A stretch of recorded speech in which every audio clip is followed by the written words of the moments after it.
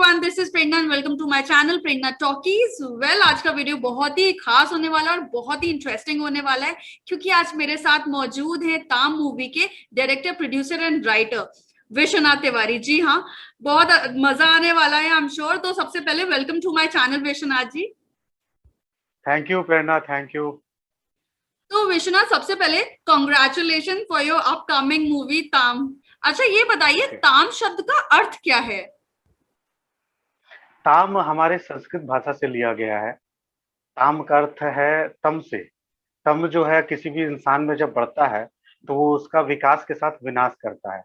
वही हमारी फिल्म ताम भी बताती है कि विकास के नाम पे किसी भी एक इलाके का या क्षेत्र का कैसे विनाश किया जाता है। तो बनारस की फिल्म होने के साथ ही संस्कृत भाषी ये शहर भी है, तो तम से ही ये ताम शब्द निकल कर आता है, जो हमारी फिल्म का टाइटल है। ओके, तो कैसे ये वर्ड दिमाग में आया? ये एक तरीके की जो फिल्म हम कर रहे थे स्टूडियो में, और हमारे जो म्यूजिशियन थे बापी दा और बाकी लोग भी जब ये फिल्म देखते थे तो कहते थे बड़ी डार्क फिल्म है, डार्क फिल्म है। तो डार्क वर्ड को लेके मेरे दिमाग में उसका कुछ हिंदी टाइटल दिमाग में मैं सर्च कर रहा था, क्या हो सकता है इस डार्कनेस को लेके, कैसे बताया जा सकता है।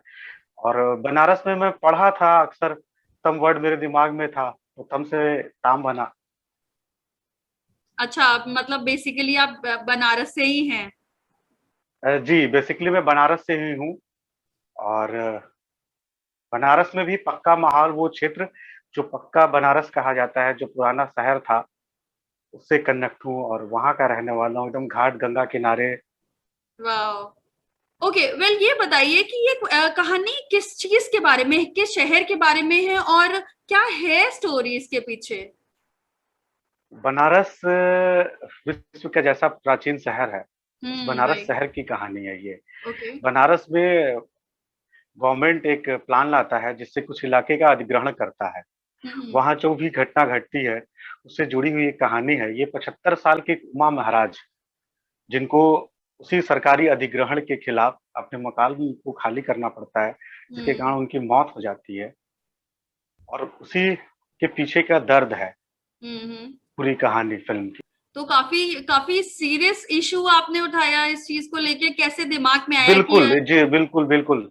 इस इलाके में 400 मकान अधिग्रहण किए गए विकास के नाम पे, जिनके परिवार को पलायन करना पड़ा, कहीं जाना पड़ा, अपना पैतृक घर छोड़ना पड़ा। जो 1600 साल 1700 साल पुरानी इमारतें थी, उनको तोड़ा गया। फिल्म में इस मार्मिक विषय में के साथ फिल्म में रियल लोकेशंस को भी दिखाया गया है। उस समय जो तोड़ फोड़ और जो चीजें चल रही थी, वो रियल लोकेशन भी शूट किया गया है फिल्म में। तो काफी चैलेंजिंग रहा होगा क्योंकि आई थिंक ये मुद्दा जो है कहीं ना कहीं थोड़ा गवर्नमेंट को अपोज करती है, तो इसमें काफी चैलेंजेस आए होंगे।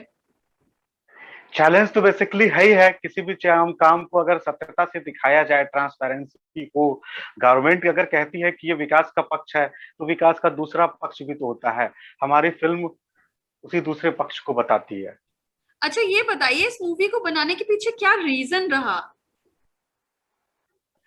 रीजन ये था कि बनारस, जिस तरीके से मेरा ये पैतृक घर था अपना और बनारस में पला बढ़ा, वहाँ इस तरीके के चेंजेस देख रहे थे कि ये बदलाव के नाम पे, जो विकास के नाम पे जो चीजें की जा रही हैं, तो वो बहुत से लोग तो इसके समर्थन में भी थे और क्षेत्रीय कुछ लोग इसका विरोध भी कर रहे थे। तो इन्हीं सब परिदृश्य को देखते हुए मेरे दिमाग में चला कि यार इन विषयों को कैमरे में कैद करना चाहिए, इस शहर के इतिहास को, बदलती हुई चीजों को। ये उस कालखंड का सिनेमा होगा जब ये शहर बदल रहा था, वो क्षेत्र सही बदल बात है। रहा था, तो बिल्कुल तोड़ के खत्म कर दिया जाएगा, हम्म। ऐसा था। तो मैं as a independent film maker कुछ काम करता ही रहा। और जब मैं ये फिल्म स्टार्ट करने वाला था, उसी समय एक झीली बिनी चदरिया, जो बनारस की ही बेस्ड कहानी है, बुनकरों की कहानी है, उस फिल्म को असिस्ट कर रहा था। हम जैसे ही उससे खाली हुए तो मेरे दिमाग में था कि इसको लेके एक कहानी और एक फीचर फिल्म मुझे करना है। मगर फीचर फिल्म तक का हमारे पास प्लान भी नहीं था और बजट भी नहीं था। हमारे पास इतना कम समय था क्योंकि वो लोकेशन इतनी तेजी से चेंज हो रहे थे और हमें उस रियल लोकेशन में ही शूट करना था। वो हमारा घर, वो कहानी जिस तरीके से कनेक्टेड है, क्योंकि उमा महाराज का उस अधिग्रहण में मंदिर भी जा रहा है, घर भी जा रहा है, तो हम ओह! एज ए लोकेशन क्रिएट करके वो चीजें क्रिएट नहीं कर सकते थे, या सही बात। मुंबई जाके सेट बना के हम वो चीजें नहीं दिखा सकते थे। तो ये करेक्ट। हमारे लिए ज्यादा इम्पोर्टेंट था कि उस रियल समय में जो सिचुएशन चल रहा है, जो चीजें हो रही हैं, उसमें ऑन लोकेशन जाके शूट करना, ये हमारे लिए एक बड़ा चैलेंजिंग काम था। बिल्कुल सही मगर बात। हमने उसे भी पूरा किया और 1 हफ्ते में अपने हुँ। इस फ़िल्म को शूट किया। कितने टाइम की मूवी है ये? ये 30 मिनट ड्यूरेशन की फ़िल्म है। हुँ। जल्द ही ये फ़िल्म ओटीटी प्लेटफ़ॉर्म पे होगी हम सबके बीच और वाओ, देखने दैट्स को भी नाइस। मिलेगी। और मैं तो डेफिनेटली बहुत वेट कर रही हूँ, क्योंकि मुझे पर्सनली बनारस बहुत पसंद है। और बचपन में जैसे मेरे घर पे ही होता था कि न्यू ईयर हम लोग अक्सर बनारस में ही सेलिब्रेट करते थे, काशी विश्वनाथ के दर्शन आर्ट करके। को किसी भी, अगर कोई भी आर्ट का चाहने वाला है, तो वो बनारस जैसे शहर को ज़रूर पसंद करेगा। अभी जिस इलाके के अधिग्रहण से ये क्षेत्र, जिस पे ये कहानी, ये फ़िल्म बनी है, उस इलाकों में हम लोगों का बचपन बीता है। तो हमारा कनेक्शन तो उससे इस तरीके से था कि उन गलियों में हम खेला करते थे। अच्छा, ये बताइए पहले के बनारस में और अब के बनारस में क्या डिफरेंस आया है आपके हिसाब से? पहले के बनारस में और अब के बनारस में भौतिकता जहाँ भी जाती है तो वो बदलाव लेके आती है। हम्म। मॉडर्नाइज़ेशन है, तो मॉडर्नाइज़ेशन तो शहर के उस साधारण से खान-पीन, साधारण लिविंग स्टैंडर्ड, सब चीज़ों को चेंज करती है, सबको प्रभावित करती है। बनारस जैसे शहर में हम गलियों में जो चीज़ें देख के मनोरंजन करके हँसी-ठहाके लगा के समय बिताया करते थे, अब हर राइट। हाथ में एक मोबाइल है और उनके पास पढ़ने के लिए जोक्स है, कहानियाँ हैं, एंटरटेनमेंट करने के लिए ढेर सारे चैनल हैं। सही बात है। तो जीवंतता खत्म होती दिख रही है। हाँ, राइट। इसके पीछे क्या रीजन लगता है, ऐसा क्यों है? क्योंकि अभी भी बनारस में मंदिर हैं, अभी भी घाट हैं, अभी भी सब कुछ है, हाँ, लेकिन वो मंदिर और क्यों? घाट किनारे बसने, किसी भी शहर का घाट किनारे बसने का रीज़न ही यही होता है कि वहाँ की संस्कृति नदी पे आश्रित है। एग्जैक्टली। तभी तो जनजीवन वहाँ का नदी से जुड़ा हुआ है और नदी से लोग कनेक्टेड होते थे। लेकिन काफी कुछ काम भी हुआ है बनारस में, काफी इम्प्रूवमेंट भी आया है। सौंदर्यीकरण हुआ है। सौंदर्यीकरण बनारस तो भाई ऐसा नहीं है कि कोई नई इमारतें बनेगी तो वो दिखेंगी नहीं। जो इमारतें हैं पहले से वो भी दिख रही हैं और जो बन रहा है वो भी दिख रहा है। किसी भी तरीके के शहर के विकास से हमारा कोई लेना देना नहीं है। हमारी फिल्म जो है वो हम्म। बस इस बात को बताती है कि सरकार के विकास के मंशे के पीछे के छुपे उस दर्द को बताती है कि अगर आप विकास के नाम पे किसी इलाके को, किसी सभ्यता को खत्म करते हो, तो उससे और वो क्या होगा। सभ्यता जो सबसे पुरानी सभ्यता है, जो कहते सबसे हैं। पुरानी है, हाँ। हम गलियों में, उन गलियों में विश्व से आए हुए लोगों को धक्के खा खा के घूमते हुए देखते हुए विदेशी पर्यटकों को हमेशा बचपन से देखे हैं। वो बनारस इन नैरो गलियों को ही देखने आते थे। यहाँ की खूबसूरती और यहाँ के लोगों में, यहाँ के गलियों में थी, यहाँ के बनावट में सही थी। बात है। हम उसको जिंदा रखते हुए अगर विकास करते तो हो सकता है वो अच्छी चीज थी। अभी भी बचा हुआ है शहर सही का, बात। ऐसा नहीं है कि पूरा क्षेत्र तोड़ दिया गया है, मगर जो सबसे इम्पोर्टेंट था हम्म। वो खत्म किया गया है। अच्छा, इस इशू को लेके कभी गवर्नमेंट से बात हुई क्या? ये कहानी जो है वो स्टार्टिंग की है जब विरोध हो रहा था। फिल्म में हम्म। कई ऐसे दृश्य भी बनाए गए हैं जिसमें प्रोटेस्ट किया जा रहा है, विरोध किया जा रहा है, मगर लोगों का समर्थन मिला। लोगों को मुआवजा दिया है सरकार ने और एक बड़ी रकम दी है मुआवजे के तौर पे। ओके। लेकिन वही है ना कि मुआवजे से आप पुरानी हमारी जो संस्कृति है वो तो नहीं बदल सकते ना, वो दोबारा नहीं ले हाँ, वो तो सकते छोड़ हैं। के जाने वालों को भी महसूस होता है। और राइट। जैसे हमारी फिल्म की कहानी है वैसी रियल इंसिडेंट यहाँ सत्य घटना के तौर पे अगर देखे तो पचासों सैकड़ों परिवारों के बीच ऐसा हुआ कि वो इस इलाके को छोड़ के जाने के बाद या तो उनका देहांत हुआ, वो या यहाँ पे रहते रहते तक हार्ट अटैक के अटैक से शिकार होके मृत्यु हो गई, या घर में कुछ और प्रॉब्लम आ गई, क्योंकि वो जिस तरीके से उनका इमोशनल अटैचमेंट था अपनी चीजों से, अपने मोहल्ले से, तो उसका असर तो उनके जीवन पे बिल्कुल पड़ेगा। बिल्कुल बिल्कुल सही बात है। अच्छा, एक चीज मैंने सुनी थी, क्या ये सच है? क्योंकि आप बनारस से हैं और स्पेशली काशी विश्वनाथ जो मंदिर है उसके बिल्कुल बगल में ही रहते हैं, तो ये बताइए, सब कहते हैं कि वहां पे शिव जी को सब आशीर्वाद देते हैं, ऐसा मैंने सुना है, ऐसा कुछ है क्या? नहीं नहीं, शिव जी को आशीर्वाद देने वाली बात नहीं है। वहाँ माँ अन्नपूर्णा शिव जी को आशीर्वाद देती हैं। यहाँ अच्छा। कहा गया है कि शिव जो है वो पार्वती की रूप अन्नपूर्णा से भी दीक्षा मांग के खाते हैं। तो देखिए, हम्म। पूरे शंकर की जो आइडियोलॉजी है वो हम्म। हमारे गृहस्थ जीवन के सिंबॉलिक चीजों से जुड़ी हुई है। बिल्कुल जैसे हम अपनी बिल्कुल। पत्नी से मांग के खाना खाते हैं, अपनी अन्नपूर्णा पे आधारित होते हैं कि भाई तुम बना दो हम खा लेंगे। शिव भी राइट। उसी तरीके का था। कि आप दे दो और मैं खा लूंगा। तो वो मंदिर पास में ही है शिव और अन्नपूर्णा का, और ये इस अधिग्रहण से उस पर भी प्रभाव पड़ा है, क्योंकि ये एक प्रक्रिया थी कि लोग बनारस आते थे तो काशी हाँ। विश्वनाथ दर्शन करने के बाद माँ अन्नपूर्णा के दर्शन जरूर करते थे। अच्छा ये बताइए कि इंडिपेंडेंटली अब कोई मूवी डायरेक्ट करना या प्रोड्यूस करना कितना टफ होता है, क्योंकि नॉर्मली हम लोग क्या देखते हैं, मूवी सामने आई, कंटेंट अच्छा लगा तो वाओ मूवी बहुत अच्छी थी, और कंटेंट कुछ खास ही लगा तो यार फ्लॉप थी। ये हम लोग एक जजमेंटल हो जाते हैं उस टाइम पे, लेकिन एक मूवी जो बनती है उसमें बहुत मेहनत लगती है, ये तो आपको बहुत अच्छे से ही पता चल गया होगा। हमारे भी ड्रीम थे कि हमें एज ए फिल्म मेकर बनना है, तो रास्ते नहीं पते थे फिल्म मेकर बनने के लिए किन रास्तों से होकर गुजरना है। तो बस एक था कि बस फिल्म बनाना है, सिनेमा बनाना है। हम्म। माध्यम शुरुआत वैसी हुई, जैसे मेरे खुद का भी जो अनुभव रहा, बस हम्म। जुनून था कि सिनेमा बनाना है। तो उसके लिए मुझे पहले डॉक्यूमेंट्री फिल्में बनानी पड़ी, कई हम्म। डॉक्यूमेंट्री फिल्म मेकरों को असिस्ट करना पड़ा। यहाँ तक कि मुंबई जाके भी मैं कई सालों तक असिस्ट करता रहा, इंडिपेंडेंट नाइस। फिल्म मेकरों को असिस्ट किया। उनसे जो एक्सपीरियंस मिला, उससे मुझे लगा कि यार मुझे अपनी खुद की भी फिल्म लिखनी और निर्देशन करनी चाहिए, क्योंकि मैं शुरू से निर्देशन के ही क्षेत्र में जाना चाहता था। जैसे अभी विमल चंद्र पांडे एक बनारस के साहित्यकार हैं, उनकी कई फिल्में हैं। धतूरा नाम से भी फिल्म अभी उन्होंने जनवरी और फरवरी में बनारस में ही शूट की है, जो बिल्कुल बनारसी देसी ठेठ कहानी है।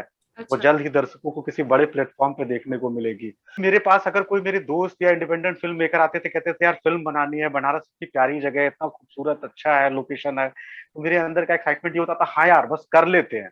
उसके पीछे का प्रोसेस नहीं पता था यार कि इतनी बड़ी टीम। हाँ। मगर ये अनुभव मिला एक इंडिपेंडेंट फिल्म 2015 में द हॉली फिश बना के, जो संदीप मिश्रा और विमल चंद्र पांडे द्वारा निर्देशित और लिखित है। वो हमारे लिए एक बड़ा प्लेटफॉर्म था। कुंभ मेला जो भारतीय अपने अपने सोसाइटी में, उस मेले को हम बचपन से सुनते आए हैं, कितनी भीड़ होती थी कि वहां जाके लोग बिछड़ जाते थे। राइट। फिल्मों की कहानियों में अक्सर ये जुमला होता था कि कुंभ के मेले में बिछड़ गए। करेक्ट। तो वहां जब हम गए पहली फिल्म अपनी बनाने, हमारी वहां जो मेरी वो कहानी है विमल चंद्र पांडे की थी, वो वही थी। तो मुझे लगा यार कि लोग फिल्म मुंबई में जाके सेट बनाते हैं, और हमारे लिए तो इतना बड़ा ओपन कैनवास है। तो वो हमारे लिए एक चैलेंज था कि यार हम सब कुछ तो कैमरे में कैद नहीं कर सकते, वहां ब्यूटी तलाशना, वहां खोजना, ये सब एक इंडिपेंडेंट फिल्म मेकरों ही कर सकता है। क्योंकि देखिए सही बात है। प्रोफेशनल्स जो मुंबई से इतना प्लान करके आते हैं, वो इतने बड़े सेटअप में होते हैं कि हम्म। अगर वो क्राउड और उनके बीच जाते हैं शूट करने या फिल्माने जाते हैं, तो हाँ। उनको कई चीजों को सामना करना पड़ता है। हम इंडिपेंडेंट फिल्म मेकर क्या है, एक छोटी टीम के साथ गुरिल्ला शूट भी करके आ सकते हैं। आपकी आपकी टीम में तो कितने जो लोग थे, कितने मेंबर्स थे? हमारी ताम फिल्म में हम दो लोग ही टोटल ऑल इन वन थे, मैं और गौरव सिंह। गौरव सिंह साथ में फिल्म के लेखन में भी रहे, अच्छा। निर्देशन में भी रहे, अच्छा। अच्छा। और एज ए प्रोड्यूसर को प्रोड्यूसर भी रहे। तो दो लोगों ने ही ओवरऑल पूरे फिल्म का सब कुछ किया है। तो इंडिपेंडेंट फिल्म मेकर होने की यही पहचान है कि हम हाँ। आर्ट भी कर रहे हैं, कॉस्ट्यूम भी कर रहे हैं, खुद से राइटिंग भी कर रहे हैं, और एज ए स्पॉट बॉय का भी काम कर रहे हैं, टीम में सबको चाय सही तक बात पिला है। रहे हैं। बिल्कुल तो सही यहीं बात। से प्रेरणा मिलती है। सही बात है। और इसमें इंडिपेंडेंटली काम करने में एक चीज अच्छी ये भी होती है कि मुझे पता है कि मेरा कंटेंट क्या है और मैंने कितनी मेहनत मेरा की। सेल्फ सेटिस्फेक्शन होता है, इसमें सेटिस्फैक्शन ऑब्जेक्शन नहीं है। होता है। मैं अपनी ही करेक्ट। कहानियों को, एग्जैक्टली। मैं सेल्फ सेटिस्फेक्शन है, मैं अपनी ही बिल्कुल। कहानियों को किसी के पास लेके जाता हूँ तो वो तोड़ मरोड़ के कहेगा ये मत दिखाना, वो मत दिखाना। एग्जैक्टली। जैसे ताम फिल्म में ही कई ऐसे दृश्यों को भी फिल्माया गया है जिसको लेके कई प्रश्न चिन्ह उठाए गए। अच्छा ये बताइए, मैं एक बहुत बेसिक सा क्वेश्चन पूछती हूँ, लीग से हटके पूछती हूँ, ये इंटरेस्ट कहाँ से जागा? वैसे मैं अपने व्यूअर्स को बता दूं, हम लोग सेम कॉलेज के हैं, एंड हम लोगों ने लखनऊ में पढ़ाई किया है, जर्नलिज्म एंड मास कम्युनिकेशन। तो ये डायरेक्शन का इंटरेस्ट कहाँ से जागा? मेरे ग्रेजुएशन करने के स्टार्टअप के ही साथ था कि मुझे करना तो यार इंडिपेंडेंट फिल्म मेकिंग ही है। राइट। तो राइट। कॉलेज तक तो हम साथ में थे, तो लगता ही था कि यार मास काम कर रहे हैं, मीडिया के लिए कुछ करना है, देश के लिए करना है, सबको सबके लिए कुछ करना है। ये तो जुनून हमारे अंदर था ही कि कुछ करना है, मगर क्या करना है ये एग्जैक्टली ये पता नहीं नहीं पता था। था। ये बात सही है, ये बात सही है। और ये मेरे लिए एक बड़ा चैलेंज था, क्योंकि इतनी बड़ी इंडस्ट्री है, हमारे पास कोई जैक नहीं है, हम लोग के पास कोई पहचान नहीं करेक्ट। था। वहां तक जाके अपने लिए काम खोजना भी मुझे लगता है कि एक चैलेंजिंग काम है। बहुत बहुत बहुत। तो इन सब चीजों से गुजरना पड़ा, और पिछले 10 सालों से मैं तमाम ऐसे प्रोजेक्ट से जुड़ा जिसमें किसी ने मुझे क्रेडिट दिया, किसी ने क्रेडिट नहीं भी दिया, किसी के साथ आइडिया शेयर किया, उसका क्रेडिट मिला नहीं मिला, तो ये सब चीजें तो एक प्रोसेस है, खुद भी समझ में आता है यार कि आप खुद से जब उतने पावर में नहीं हो तो आपको इसी प्रोसेस से ही गुजरना है। सही बात है, बिल्कुल सही बात है, बहुत चैलेंजिंग होता है। और एंटरटेनमेंट इंडस्ट्री मतलब आपको इतना टेस्ट करेगी, इतना पेशेंस चेक करेगी, एक टाइम पे आपको लगेगा नहीं अब नहीं हो सकता, वापस जाओ या नहीं कर पाएंगे। बहुत बड़ी बात है कि आपने एक बिल्कुल मूवी। हाँ, ऐसा ही होता है, कई बार लोग हिम्मत हार के भी चले आते हैं। मगर आप सही बात देखिए है। भारतीय सिनेमा में एक बड़ा प्लेटफॉर्म है, ओटीटी जैसे प्लेटफॉर्म है, जहां दर्शकों के लिए अब बड़ी तादाद पे काम हाँ, किया जा रहा है। एक फिल्म बनाना मतलब एक बड़ा ड्रीम जैसा था, मगर अब ये एक आम जन तक पहुंच चुका है। अच्छा ये बताइए कि अभी अपकमिंग क्या प्लान्स है आपके आगे? कुछ कुछ और स्टोरीज चल रही है, कुछ और स्टोरीज लिख रहे हैं आगे आने वाली बस कोई मूवी? बिहार को लेके एक फीचर फिल्म लिख रहे हैं। ओके। अब वो जल्द ही स्टार्ट करने के लिए प्लान कर रखा हम लोगों ने, प्री प्रोडक्शन का काम मोस्टली कंप्लीट हो चुका है। ओके, एक लास्ट क्वेश्चन।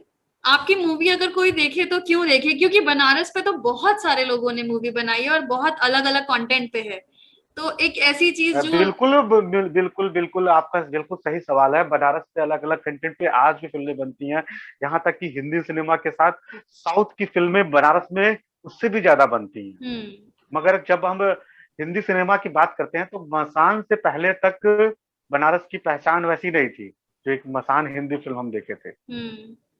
वैसे ही हो सकता है ताम को देखने के बाद लोगों का नजरिया कुछ और बनारस को लेके बदले, तो वैसे ही इतनी ही महत्वपूर्ण ये फिल्म मेरे लिए है कि हम्म। बनारस को देखने का एक और नजरिया, जो अभी जिस तरीके से राजनीतिक तौर पे दिखाया जा रहा है, बताया जा रहा है बनारस को, तो हम्म। उसके पीछे की सच्चाई क्या है वो हमारी फिल्म में छुपी हो सकता है दर्शकों तक पहुंचे और देखने के बाद उन्हें ये चीज पता चले। मैंने सुना है कि आपकी बेटी ने इसमें डेब्यू किया है, क्या ये सच है?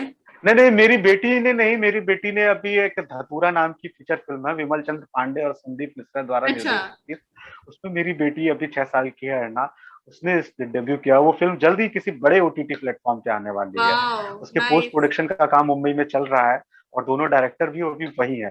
फिल्म को तेजी से मतलब कि उसके फाइनल टचअप पे लगे हुए हैं। तो स्टार्टिंग तो अर्ना की हो ही चुकी है, अब आगे का भी प्लान है अर्ना को child artist as a present करने का। अगर अभी तो बचपन में देखिए वैसा उसका इंटरेस्ट भाई नहीं था, पापा क्या है और उसने कर दिया, मगर आगे जाके क्या होता है ये नहीं पता कि बच्चे का इंटरेस्ट किस में है। नहीं, वो डेफिनेटली अपने पापा को फॉलो करेगी, उसके फादर इतने टैलेंटेड हैं तो डेफिनेटली अगर उनको वो ही फॉलो फॉलो करे करेगी। तो ये बहुत ही अच्छी बात है, श्योर। हाँ। ठीक है, एक बार आप अपनी लैंग्वेज में, बनारसी लैंग्वेज में एक बार बोल दीजिए कि आपकी मूवी जरूर देखें लोग, ताम। भैया बस यही कहब कि ताम जो हो जरूर देखिए। ताम जो हो बनारस में की फिल्म होए के साथ बनारस का बात हो, बनारस का कहानी हो, बनारस की एक भाषा हो, मजबूत भाषा। ऐसे फिल्म देखिए, लैंग्वेज तो हिंदी सिनेमा जैसे आपने बोला कि बनारसी में बोलिए, तो फिल्म भी ऐसे ही लगेगा कि बनारसी में ही बोल रही है। तू लोग यहाँ बकचोदी करत रहा, वहाँ इलाका उजाड़े का बात हो। तो अच्छा। भाषा की पकड़ जो है फिल्म की वो इतनी ही मजबूत है बनारसी भाषा में, इसलिए हर वाह। बनारसी तक जब ये फिल्म पहुंचेगी तो वो रियल में ही लोगों को पसंद आएगी, क्योंकि उसकी भाषा की पकड़ इतनी मजबूत है। तो लोगों को लगेगा कि ये तो मेरी बात कर रहा है, मेरी भाषा में बात कर रहा है, तो ये भाषा की पहचान होती है। तो भैया हर बनारसियन के लिए संदेश हो कि ताम ये फिल्म और सिनेमा जरूर से देखिए आप।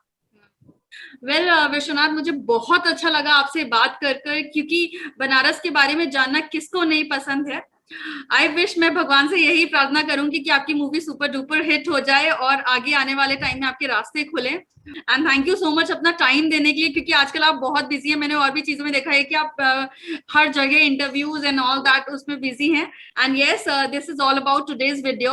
आपको ये वीडियो कैसा लगा? जो भी चीजें, जो भी आपके दिमाग में, जो भी क्वेश्चंस आपके दिमाग में, प्लीज कमेंट बॉक्स में आप पूछ सकते हैं। And if you like the video, please give a big thumbs up. And yes, अगर आपने अभी तक मेरे चैनल को सब्सक्राइब नहीं किया तो प्लीज सब्सक्राइब प्रेरणा टॉकीज। तब तक के लिए take care, bye bye. Bye Vishwanath. Thank you Prerna.